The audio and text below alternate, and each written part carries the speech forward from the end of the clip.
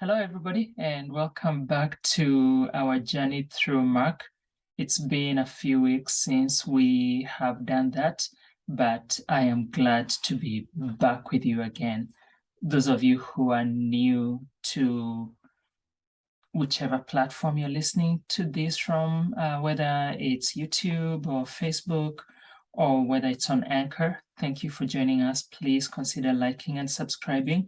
Scroll around, spend some time browsing and see what you can find. I guarantee that there will be something for you, whether it's Leaders Connect, whether it's Stella's Podcast of Love, Isaiah Speaks, Isaac Speaks, or what we have here as we go through our journey through Mark, including the daily takeaways as well that are not in the book of Mark, but from a spiritual standpoint as well. There is something for everyone. So like and subscribe, be part of this community, and thank you so much. With that being said, we are going to go ahead and finish up chapter 7 of Mark. We will be reading from verses 24 all the way to verse 37. Basically through the end of the chapter, and we will look at that after that. So we'll go ahead and read right now from the NIV. This is what it says. Jesus left that place and went to the vicinity of Tyre. He entered a house and did not want anyone to know it, yet he could not keep his presence secret. In fact, as soon as she heard about him, a woman whose little daughter was possessed by an impure spirit came and fell at his feet. The woman was a Greek born in Syrian Phoenicia. She begged Jesus to drive the demon out of her daughter. First, let the children eat all they want, he told her, for it is not right to take the children's bread and toss it to the dogs. Lord, she replied, even the dogs under the table eat the children's crumbs. Then he told her, for such a reply, you may go. The demon has left your daughter. She went home and found her child lying on the bed, and the demon gone. Verse 31. Then Jesus left the vicinity of Tyre and went through Sidon, down to the Sea of Galilee and into the region of the Decapolis. Some people brought to him a man who was deaf and could hardly talk. They begged Jesus to place his hand on him. After he took him aside away from the crowd, Jesus put his fingers into the man's ears. Then he spit and touched the man's tongue. He looked up to heaven and with a deep sigh said to him, Father, which means be opened. At this, the man's ears were opened. His tongue was loosened, and he began to speak plainly. Jesus commanded them not to tell anyone. But the more he did so, the more they kept talking about it. People were overwhelmed with amazement. He has done everything well. They said, he even makes the deaf hear and the mute speak. That is the word of the Lord. Praise be to God. When we look at these two stories, we see Jesus getting away from Israel and going to the Gentiles and performing miracles. Some of it might come across as controversial in that when he comments and says it's not good to get food for the children and give it to the dogs, is Jesus saying that some people are more important than others does? Is he insulting people by calling them dogs? No. Jesus here, it seems that he's discouraging this woman and reminding her that the children, that is the Jewish people, get priority over the little dogs. The little dogs here is puppies. And that was at a time when Jews often called Gentiles dogs in a very derogatory way. So to the Greek, the word dog meant a shameless and audacious woman.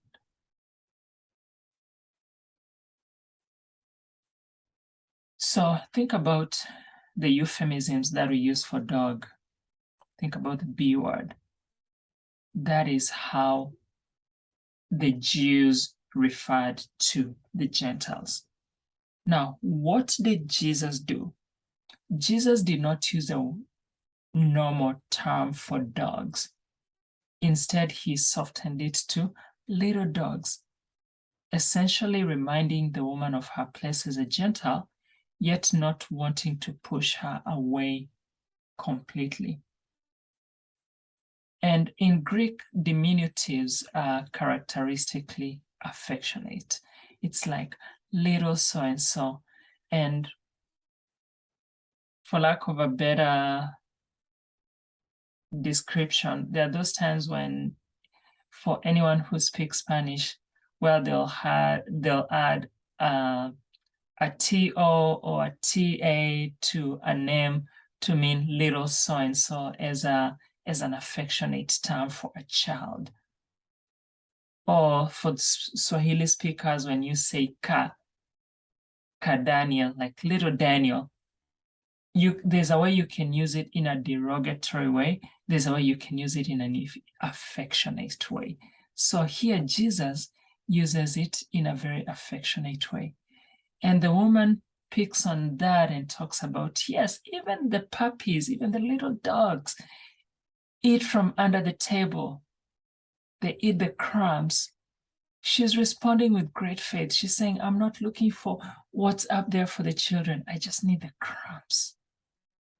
She accepts her low place before Jesus and does not debate the reference. And then she asks Jesus to heal her daughter, even in her low level.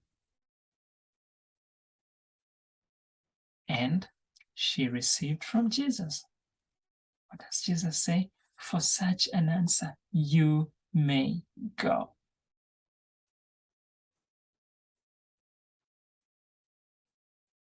Faith working in Gentiles.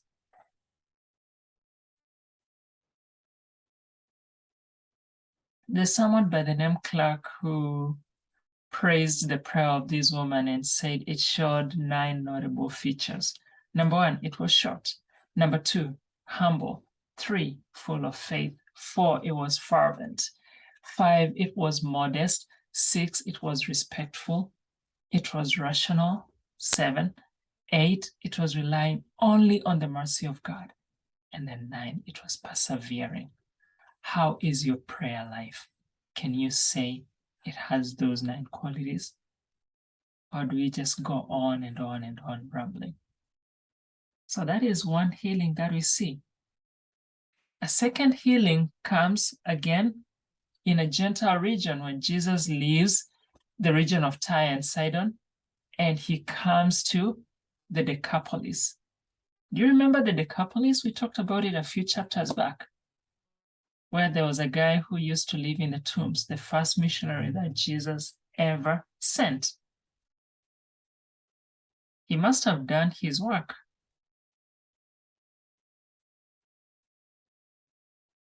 Because here we see people who bring a deaf and mute man. And they beg Jesus to touch him. First of all, there's intercession. It's his friends who brought him and brought his need to Jesus. Then the healing is kind of strange and curious. Jesus takes him aside. He puts his fingers in his ears and then he spits and touches his tongue. There's sometimes when we wonder about the way Jesus healed, sometimes it was long distance. He told the woman, go, and your daughter will be well. But here, he adds actions. Now Jesus used different ways of healing. With a word, without a word, in response to one's faith, in response to the faith of other people. He healed those who asked. Sometimes he just healed those he approached. He did not want to be tied down to any one method, like that is his go-to, because then you will tie rituals and religion to it. He was showing that his power was not dependent on any method, but on the sovereign power of God.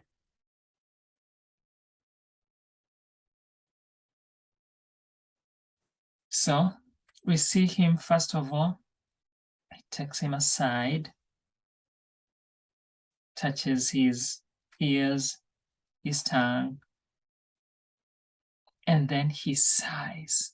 It's like the man of sorrow, an inward groan. Our Lord's compassionate response to the pain and sorrow that sin has brought into the world. And then it's also an intercession to the Father on behalf of this man.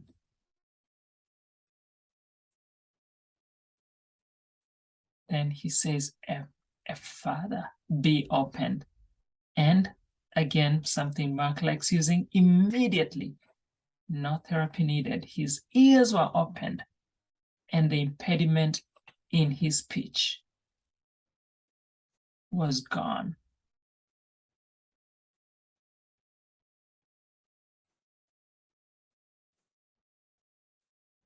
That is the Jesus we serve.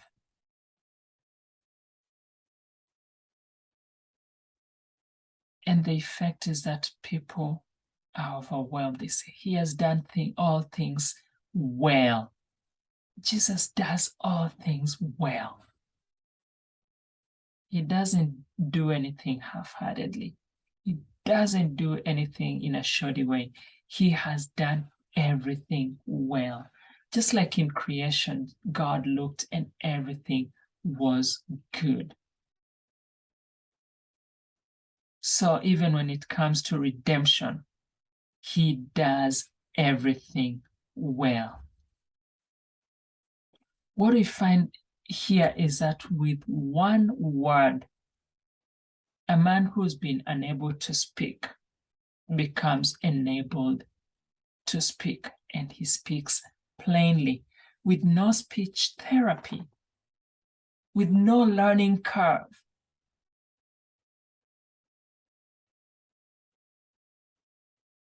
And the other funny thing is that Jesus keeps telling people not to tell anyone, and they keep blabbing it to others.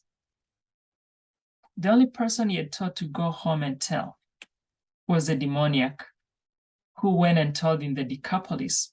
And when Jesus came back to the Decapolis, people listened to him. So are these people disobeying? And is Jesus giving very tall orders? No, there will be a time when he will give the Great Commission, but the work of redemption is not complete without the cross and the resurrection. But now, on this side of the crucifixion, on this side of the resurrection, now that we have everything, it is our duty to go and tell and proclaim victory, to proclaim freedom to the captives. So, how is your life? How is your walk with Christ? What are you doing for Christ? What are you doing for the kingdom? You have a duty to play. I have a duty to play. Let's go out there and do it to the glory of God. Thank you, everybody, and we will see you next time as we delve into Mark chapter 8. God bless you.